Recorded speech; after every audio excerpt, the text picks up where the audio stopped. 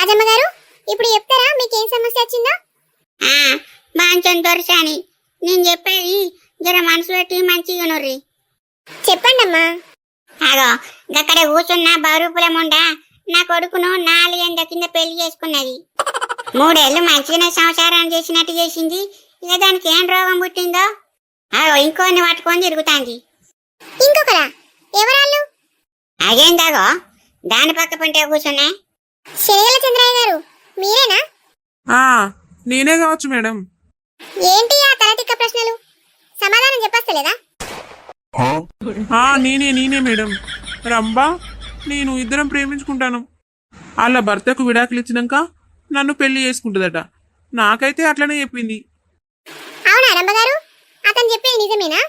మీ భర్తకు విడాకులు ఇచ్చి అతన్ని పెళ్లి చేసుకుంటున్నారా? విడాకులంటే ఈయనతోటి ఉండు నాకు మంచిగా అనిపిస్తుంది మేడం. గందుకే ఇక నా భర్తకు విడాకులు ఇవ్వాలనుకుంటానా.